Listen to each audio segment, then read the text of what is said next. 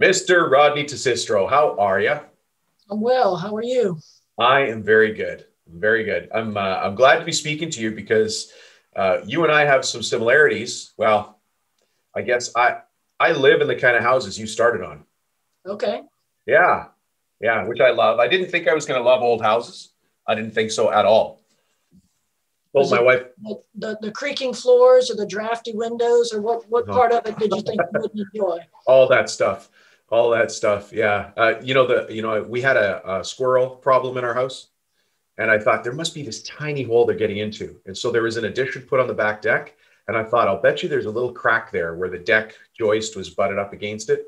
And I Uh-huh. went there to look, and I got there on my back, and I had a flashlight on my head and lots of colorful words coming out of my mouth. There was an 11-foot gap, 2 inches wide. Oh, just a small board missing. Just a small board mistake. It was a highway for those things. Easy Anyway, to pick up at the local box store. You can just fix that, right? oh my goodness. Yeah. Hey, before we get into the stories about me and pest control and old heritage homes, Rodney, as people know, I start the call with, who the heck are you? And how would you come to be speaking to this worldwide group of cabinet makers and furniture makers? Okay. So my name is Rodney Tassistro. I'm born and raised Baton Rouge, Louisiana. Going on 20 years in the cabinet industry. Started off, working under my mother's direction, and then getting in with a mentor, and thought I knew everything about cabinetry, and decided to start my own business. And shortly after, found out I knew nothing about business, and had to build up a toolbox there. Yeah. And fast forward 18 years, we're in the high end custom residential market, small commercial, doing some really exquisite architectural millwork, casework, and doors and windows. Yeah, it's very rewarding, isn't it? It is. It is. Are you still doing the repairs and renovations to old homes? Well, yes and no. Every now and then I'll get talked back into it. I have a real passion for it. I enjoy it. It's hard to train. It's hard to train others to do it. And it's one of the reasons why I opted to go more. We're still a custom shop, but go more towards a production cabinet shop, as you can set up the work cells a little bit better and get the repetition. Whenever, and I'm telling you this as I'm also looking over a historical restoration commercial job. Oh. And I'm looking, it's pulling out old windows and labeling them and marking the jams, and I just get excited about it. But I don't have a full crew that knows how to do that. I can show them, but I have to make sure I have enough runway with the project to handhold all the way through the process. Yeah. When they come to you and say, what's this weird nail? And Yeah, how do we pull it out? What's a square nail? Well, they don't know that it's a square nail. It's a different type of assessment on the whole project. From production cabinets to historical restoration is totally different. So I do get into it. I'm limited because it takes a lot of my energies. Yeah, and people. One thing that we're doing now that's really interesting, I'm fascinated with it. My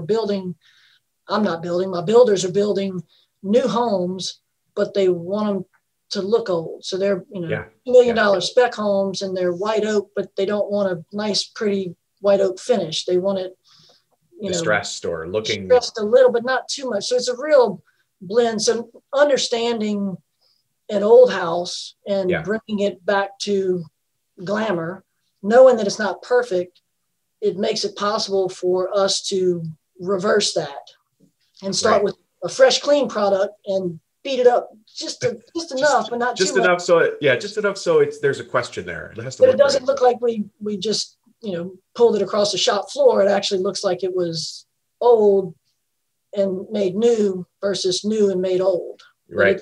It's a real dance. It's fun. Yeah.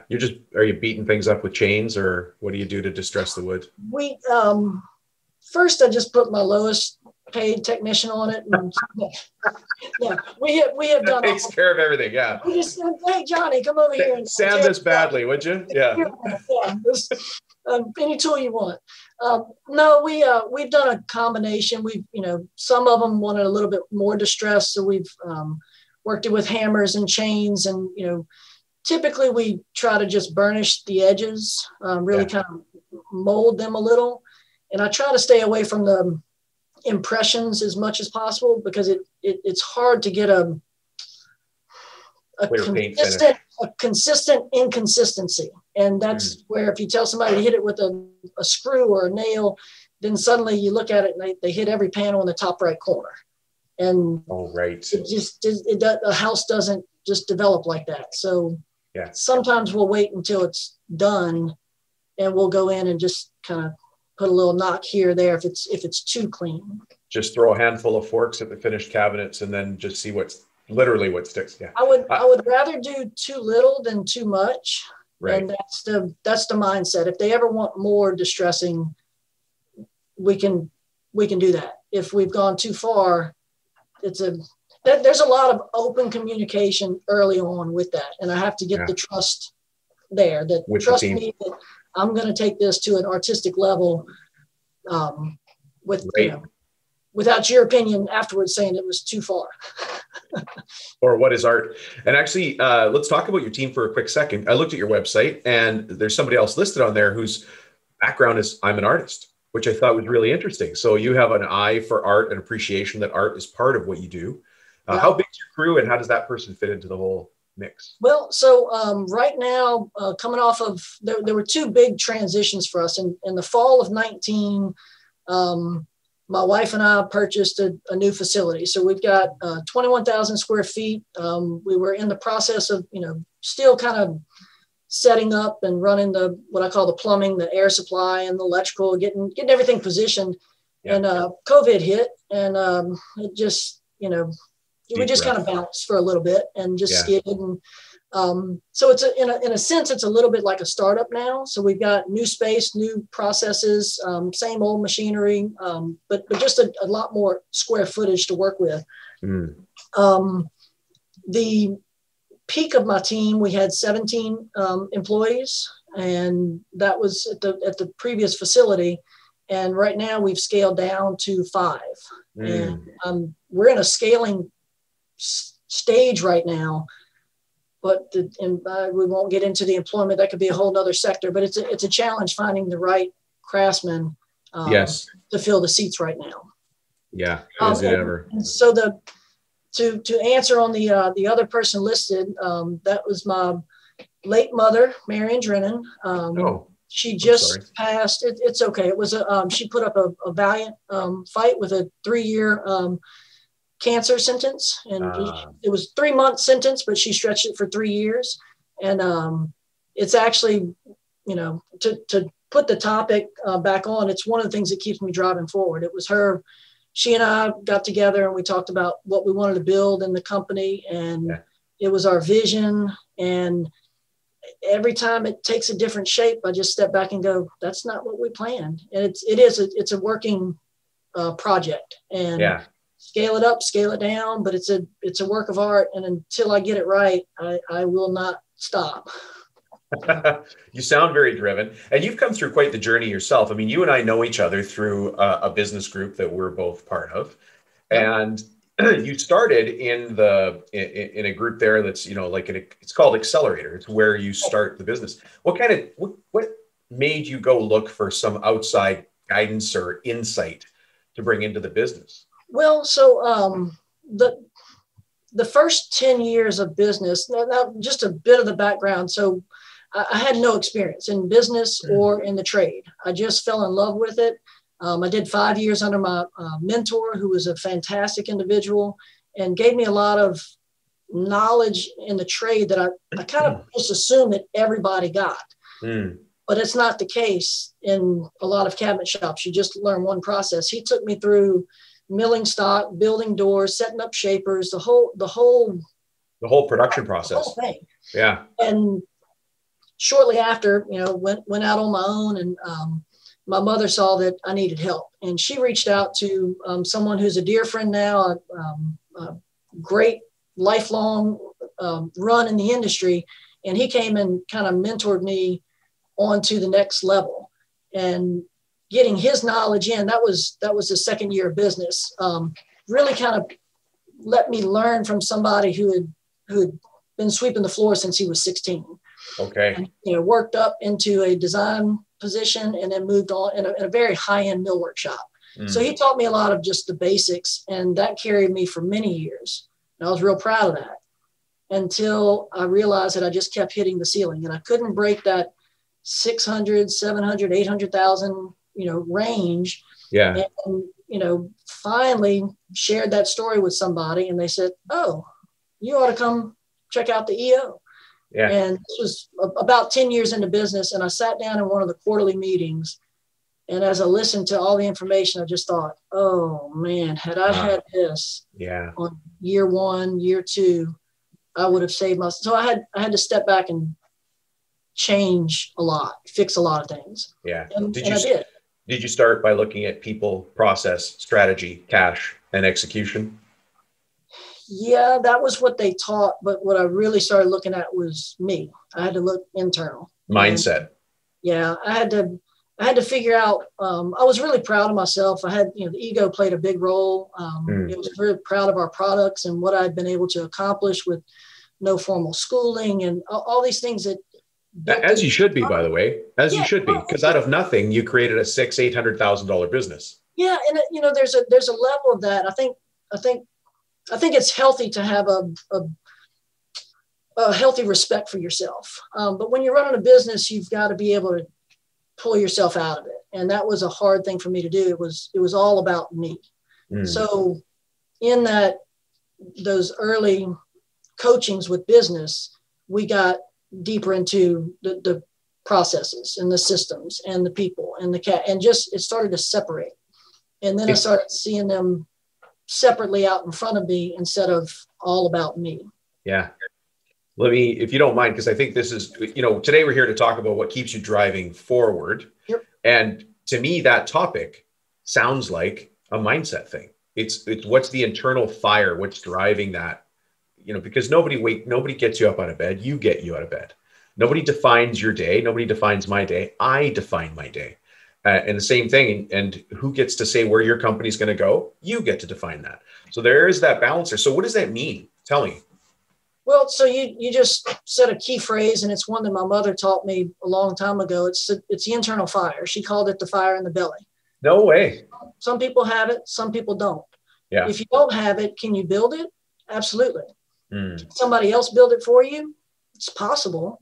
They might spark it. They might, let you feel theirs. There might be something that you buy into.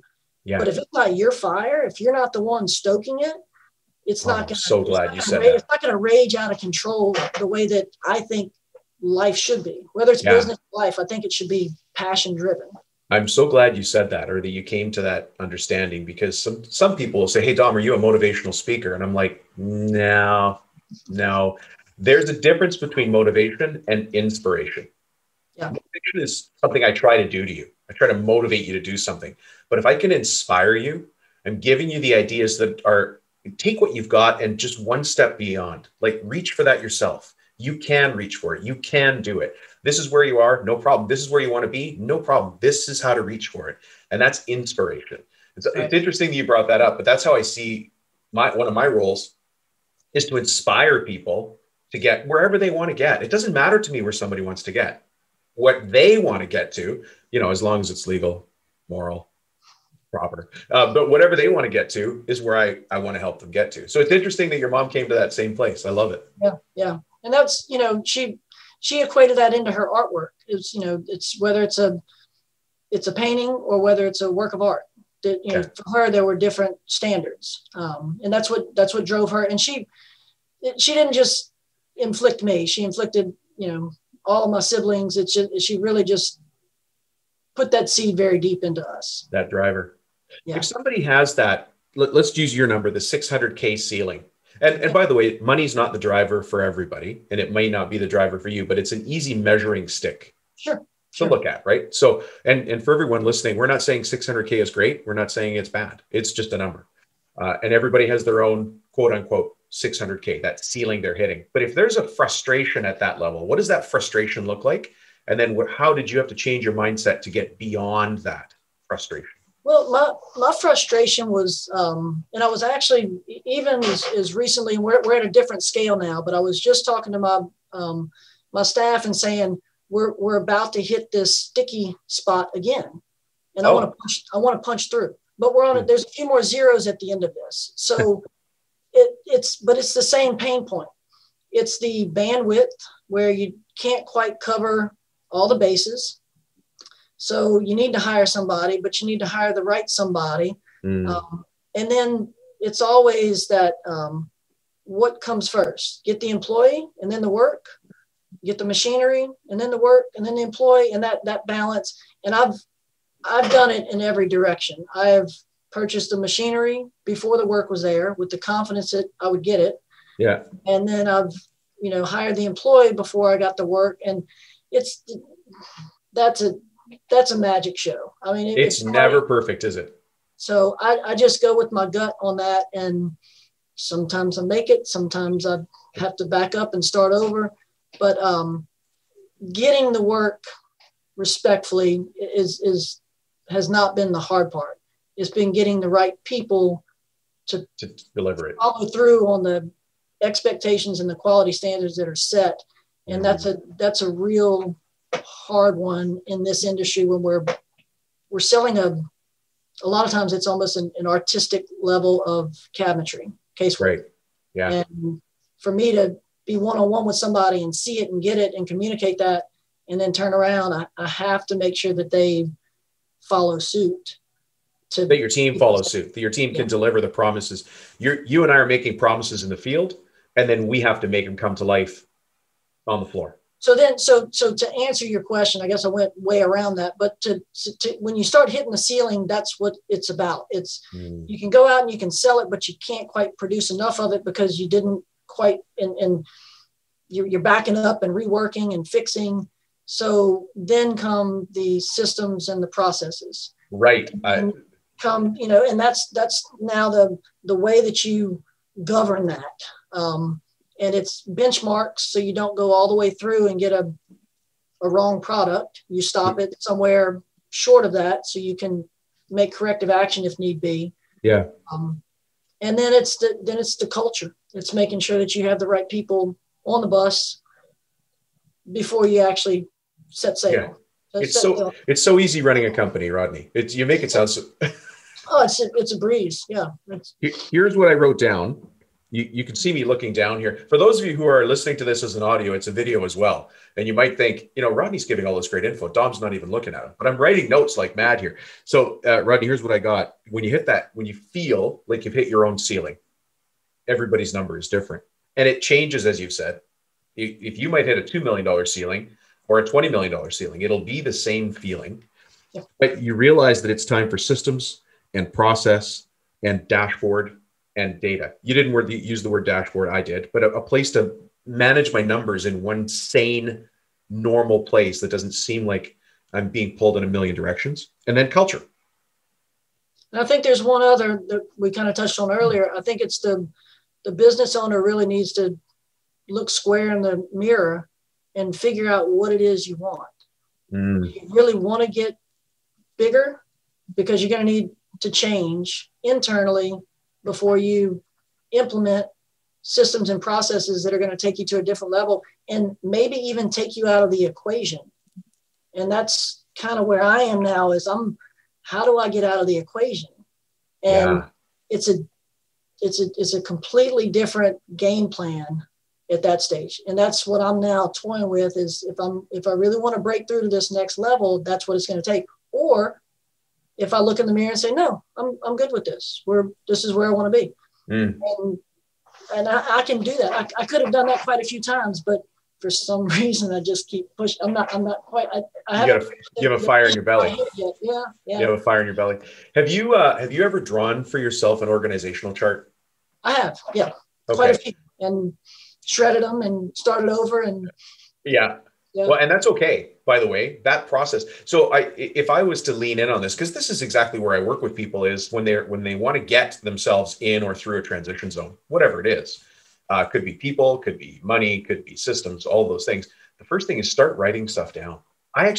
Again, what do you write down? Don't know. Start writing stuff down. Start writing down where you are today and where you want to get to in the future. And an organizational chart, it sounds like MBA talk, right? But the reason it sounds like that is because it is. This is how people will sit down and create a business on paper and then go to market. Instead of how most of us do it, we say, well, my parents aren't using their garage. Maybe I'll make some cabinets. Yeah. And then you grow from there and you grow from there. And then you're renting a space and then you bought the space. And now you've got 3 vans and 6 guys. And you're like, uh-oh, I have a company here. Maybe I should write some stuff down. But it doesn't matter when you get there, start writing stuff down and then holding yourself accountable to hitting whatever marks you want to hit. I call it breaking it out. And if anybody is at that stage where they are a really good craftsman and they've become a manager, and then they have become a business owner and they're struggling with it, I break it down the same way I do cabinetry. I break the box down and say, I need to master how to build a box. And then I take a drawer and say, I need to master this. I need to master the milling and figure out the best way to do that. Business is the same. If you're having trouble on the sales side, figure out what it is you need. Like you're saying, write it down. Yeah. I'm good at this. I'm not good at this. I'm having trouble here. Once you start to do that, similar to a business plan, it's now in the front of your mind, and now you can communicate it. Now you meet somebody, you get into a network and you start talking. Suddenly you're not talking about, you could talk about the negative aspect, but you start talking about what you need. Yeah. And that's where the real dialogue comes in, whether they're another cabinet shop or just another business. They have the same problems, same issues. So the solutions start to flow because you're thinking about what you need to fill in. Yeah. And you have to show your weakness. You have to show what you're not strong at. Yeah. To have others help you build it up.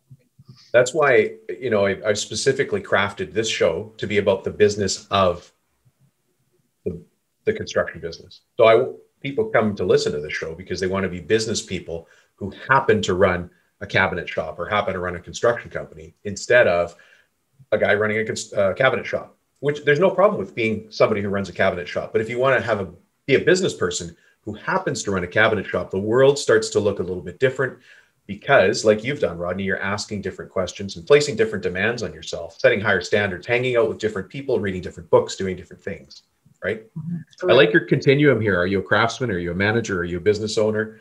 And you just made me laugh because the name of the show is Profit Tool Belt. It's supposed to be like you've got your, when you're wearing a carpenter's apron, you've got this pocket's got your tape measure, this pocket's got your level and your square, and you just know where everything is.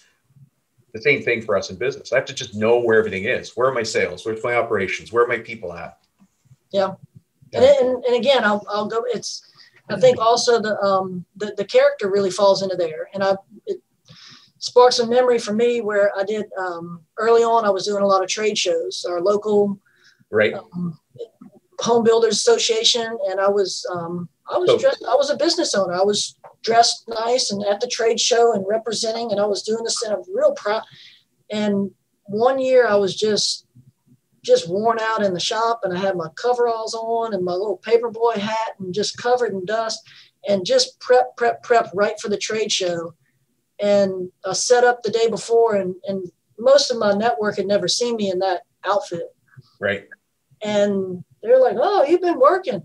And so I did the entire weekend in my work clothes. 80 coveralls with your pencil in your pocket. It was characters like, this is who I am. I am a business owner, but I'm this guy more often. My trade. I was comfortable, and I found my comfort zone, and it made the sales easier. It made the communications with others easier because I wasn't putting on this persona of a business owner detached from a craftsman. Right. You just look like an insurance guy standing in a cabinet booth instead of gotten run over a couple times by a sawdust truck. Yeah. A little of that is okay for sure. One of the things I like to see is if a painter actually has some paint on their clothes, just a little bit. You can have the nicest shirt, but if I just see a little touch of paint on their sleeve, I'm like, all right, that, it's his nice shirt, but he gets in there. He does what he needs to do. And then there comes a time for a separation. And this is something else that I'll often say to people, because they'll say, let's say they do kitchen and bath renovations and they keep getting dragged back into the work, right? They keep getting dragged back in to bring drywall on site, or I'm just going to do a bit of the demo. But there is a time when we look at our business, we realize we have to separate ourselves from that process. And so I'll tell owners, can you start wearing slacks and a shirt? Can you start wearing a golf shirt? Can you start not wearing steel toes? Sure. You actually can't be on site. And these are mental tricks that we play on ourselves to move ourselves forward, to be, as you said it so nicely, systems of process, dashboard data, culture, and what do I want next? And can I change internally? Mm-hmm. Right? I've got to change my mind before anything else will change. Right. I think it's a big part. Yeah. Do you use a system for strategic planning? Well, so my EO journey was, the accelerator program and then into EO. And after that, I was introduced to EOS traction. And for the first time ever, I had kind of a coach kind of walk me through a rhythm and a pulse of the meetings. And I had done meetings and I'd done group huddles, but never the big picture of where do you want to be in 10 years? Yeah. Back into the 5-year plan. Let's back that into the 3-year plan. What's it going to take 1 year from now to do that? And then on a quarterly basis, what's it going to take to reach that?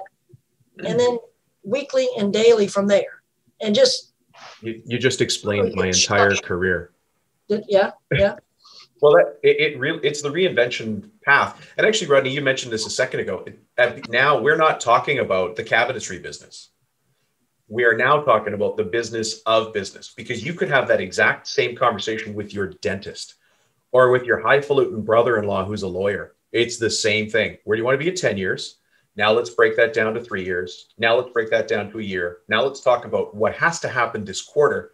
And now let's meet every couple of weeks and make sure we're held accountable to doing what we need to do today. Doesn't matter who I'm talking to. We could be making parts for Boeing airplanes. Same conversation. Now, the communication, if done properly, can bridge any industry. And it does, yeah. I had a really hard time when I first got into Accelerator and then into EO. It really felt like this, little me, big you mindset, because there were no other manufacturers. And everything I'd ever communicated about my business to anybody was about the sticks and bricks and the processes. Yeah. And suddenly they weren't that interested. They didn't understand it. They didn't hear me. So I had to learn what they were into and what they were communicating about. And it was just that. It was the pieces and parts of a business that you can speak on without really talking about the widgets. Yes. That's irrelevant. It's the other things that take place. I think you'd really enjoy this podcast. I'm not trying to sell you on listening to the podcast, but because I've been in EO, and by the way, for people listening, EO, I've spoken about many times before. It stands for Entrepreneurs Organization. And the program Rodney's talking about is the Accelerator Program, which is for people who don't yet qualify revenue-wise to be in EO. And this show is like a mini EO. I actually started in EO when I was in college. Okay. And I remember very distinctly being in the back of the room with a bunch of other guys. We're all university students. We're all college students, right? And I look over to the guy next to me and I'm like, hey, what do you do? And he goes, oh, I haul junk. What do you do? I paint houses. And I know we both sipped our coffee and turned around and went, loser. Well, that other guy was Brian Scudamore, who now runs 1-800-GOT-JUNK, which has now become O2E Brands, which is You Move Me, 1-800 Paint, Shack Shine, and 1-800-GOT-JUNK. The other guy is Jade Burrell, who ran Higher Desk. There's another guy named Marcus New. Just all of these guys are still going, and we're all still EO members. Nice. And we're all still following this path of really questioning ourselves, tasking ourselves with new ways of thinking and seeing the world, and then going to make it happen. And there's actually nothing sexy about that. It's weekly meetings that hold us accountable to whatever numbers we laid out. Yeah, the implementation is that was something for me that I finally had to put myself in check. I was going to meeting after meeting and quarterly after quarterly, and sometimes I'd go cross country to a seminar and I'd get go to AWI and get knowledge here, and I'd come back and it would just sit on my desk. And for me, it was finding a system that somebody has done, and they said, now let's work on the implementation. And that was a hard one for me. So let me take a leap from that. How important is it to you to have numbers you believe in front of you in the business? Oh, it's critical. I mean, it's probably so critical. You just overlook it and say, Dom, that's a given. I have to have reports. Yeah, if I have false information in front of me, I'd rather not look at anything. And if I know that we're not doing the due diligence on the numbers, I write those numbers off. What does that mean? What does that mean? We're not doing the due diligence. So for example, we were trying to get a lock on a sales strategy. So we had so many estimates we were doing, and I wanted to know how many estimates we're doing and how many we're getting and get that ratio. And that's an easy calculation. Conversion rate. On top of that, if we want more and this is what we're getting, then this is what we have to ramp up to. So it's like a sliding scale. Like just math. And what I found, the challenge for us was we were bidding a job in January, and I'm just going to throw a number, we'll say 20,000. Yeah. And then a couple months later, they'd come back and we'd rebid it, and it was 25,000. They changed a couple things, and then we'd get it. Well, then somewhere in there, we were mixing the 20 and the 25, and it was like, no, this is a rebid. It's only 5. It's false data twice. You think it's 2 jobs you bid. You think it's a 20 and a 25. It shows up now in your total bid for 45, but it's actually only 25 and 1 job. And as soon as I realized we were doing this, I didn't alarm the team right away. I just kept them going through the process. But I realized we were doing this double dipping.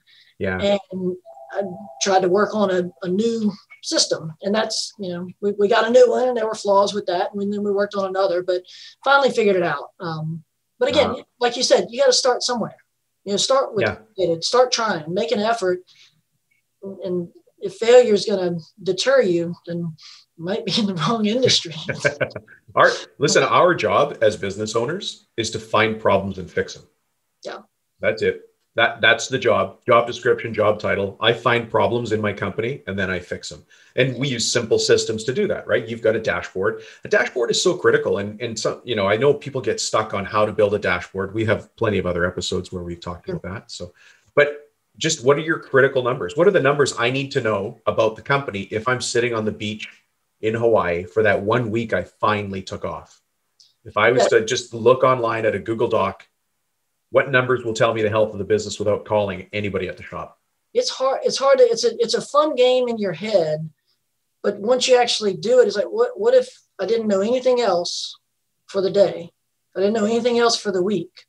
What would matter? Would it matter how many calls came in? Some companies that would. Would it matter how many drawers got built? Some companies that would. It's like every company is going to be different. Those 2 things for me are irrelevant. It might be interesting to know, but it's not going to make me make a decision one way or the other. Right. And that's to find out what because swings either the emotion or what swings the action that you take every day. There's data there. What data just got delivered to you that made you react in this way or the other? Have you ever heard this statement? And I'm going to make this statement and it might slightly offend some people. Uh-oh. Well, I'm still going to say it. I just softened it up. And it's something I've learned before. And I learned it harshly at the hands of a manager when I was in corporate. In God we trust, everybody else bring data.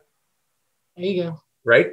So bring your numbers, which is why, and you learn about this in the EOS system or in Vern Harnish's system, which is called Scaling Up. We start our meetings with numbers because numbers removes the BS. There is so much BS in a meeting. And when a meeting starts with stories and off on the rails and blah, blah, blah, I get frustrated. I'll be in that right away. I'm like, we got to fix this meeting.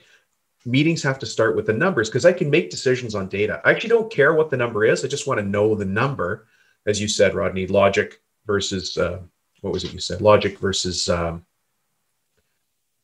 emotion. Sure. I paraphrased there, but I think we're going down the same path. Yeah, I can't be emotional until the logic is clear. And I have to hold that in with me because I'm a pretty emotional guy, but yeah. Yeah. And when you have a good, strong team and you've got the respect, everybody has the respect level and you know what the end goal is, and you can really get down to the hard data. There's no need for excuses anymore. And I think a lot of meetings are the talk goes around and why this happened and why that happened. And it's really not relevant. We can get there later if we need to know, but the bottom line is, are we on track or not to meet the goal for the month? Because if we're not going to meet the monthly goal, the quarterly just got harder. And if we're Oh, not doing nicely the said. quarterly, the yearly just got harder. And I grew up playing one sport, soccer. And it was, we trained and trained and trained for big tournaments. And then we trained for overseas trips. And it was the same thing. If you're not in shape for the first tournament, you're in trouble because the next one's right behind. And then there's another game right behind that. And it's just, so you can cut the corners if you want, but I kind of implement that with the business. There's no, it's not going to do you any good to cut the corners in the training or in the effort, in the data, goal, in the data. Yeah, we have to know our critical numbers, and again, we talk about that a lot here. Maybe one day we'll have you back, Rodney, to talk about critical numbers in the business, because they are different for everybody, as you pointed out. And I think everybody wants a magic answer. Tell me what the numbers are that I need to know. And people who've worked with me before, there's a very simple exercise I take people through, very simple but very powerful, that lays out almost all the numbers you need to know. But knowing the numbers is irrelevant unless you have the discipline to follow them and track them and take action on them. Yeah, I think so. In that business to business, you start to get into percentages, which are a little bit more relevant to communicate of, what's your percentage for, cost of goods sold if you're a manufacturer, and things that you can kind of relate. But the numbers are definitely going to differentiate between business to business. Yeah. I've been guilty of it myself in my own companies, not tracking the numbers. The first time I tracked numbers at the end of the company, which was a project. It was a Christmas light installation company.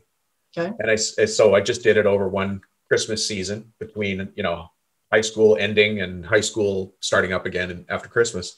And I had made $23. Oh, nice. That was horrible. I know everybody laughed at me. My cousins all laughed. I mean, Rodney, we're both Italian. I have thousands of cousins. Uh-huh. But I still told the story. I said, I did all this work and I'm out there in the rain and the snow, stapling lights to houses. And at the end of it all, my profit was $23. But I would have made more if I'd tracked ongoing, not waiting till January.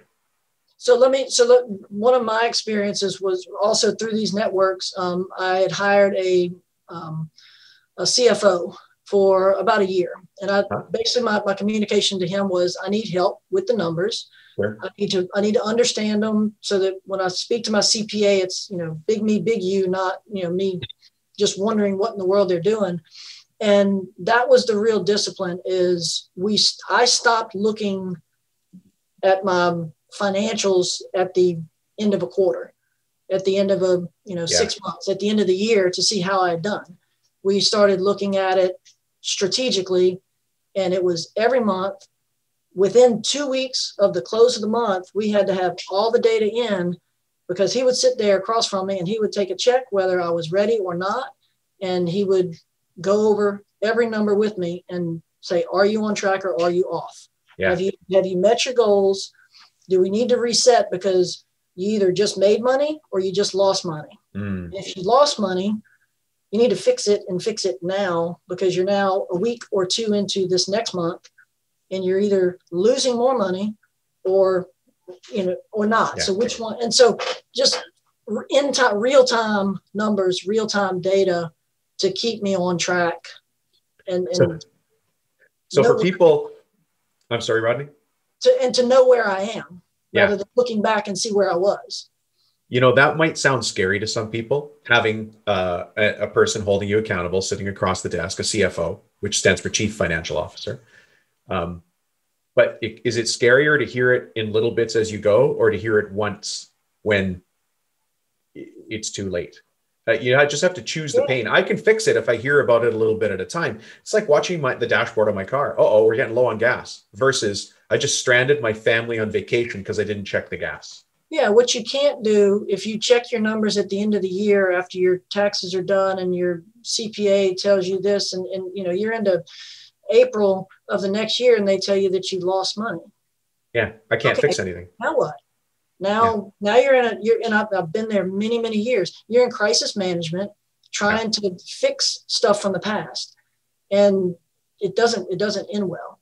My CFO, he had a simple analogy. He said, if you go into the grocery store and you buy a pound of coffee beans and you dump that pound into the coffee grinder and you pull the lever, and you get a half a pound out, what do? Are you okay with that? He said, stop, don't put another pound in. The machine's broken. Fix it. I thought you were going to say call the manager. You can do that. But the analogy, he was basically telling me, you have a broken manufacturing machine. You've got some, there's a problem.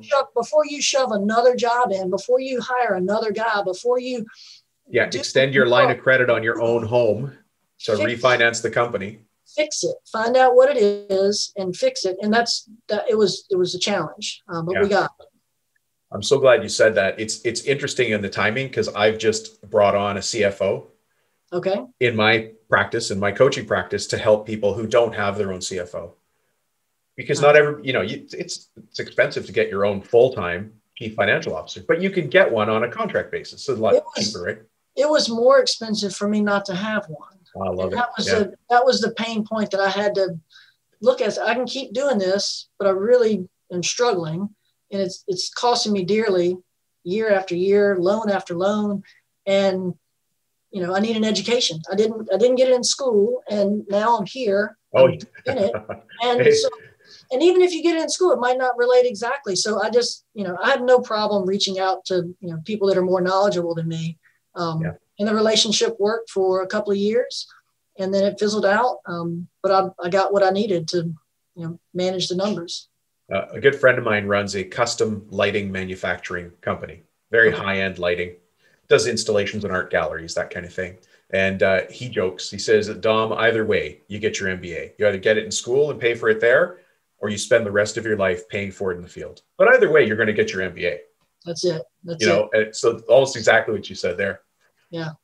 Rodney, I have loved talking to you. You really have gone through a journey, and so many times I wanted to interrupt you and say, you are a businessman who happens to run a cabinet shop. I think you're there, and you probably know there's much more journey to go, but wow, this is great. Thank you. Yeah. Hey, if somebody wants to find you in this wide world, how do they do that? What's your website? We're easy to find. I'm one of the only Tassistros out there, but the company is RTE. It's short for Rodney Tassistro Enterprises. It's RTE Millworks, RTE Cabinets and Millworks, either one. The website is rtemillworks.com, and a quick Google search of any of those, not to be mistaken with RTA. Ready to assemble cabinets. Just little disconnect there. We're on a different product line, but RTE Cabinets and Millwork will get you to us. Thank you. Well, it's been great having you on the show. Really great. I just so enjoy hearing your perspective on growth and what you did when you hit that ceiling. Your own, everybody's got their own ceiling, but what you did there is you went and looked at logic, started writing things down, started looking for new information, new ways of doing things. And here we are today. Yeah. I might have you back, Rodney, to talk about other pieces of this journey. I'd love to. It's experiences. I've had some good runs. I've had some bad ones. I'm proud of all of them. I'm not afraid to fail. And I had some really good friends through these networks help me to see that I had a different self-talk for many years, and finally got inside and said, I'm good with where I am, but I just want to go further, and I might slip, but let's go for it. Go for it. Yeah. What's the harm? Right. Yeah. Well, we'll get, that's another session. What is the harm? All right, Rodney. Thanks very much, sir. Have a great day. We'll talk to you again for sure. Thanks. Bye-bye. Bye-bye.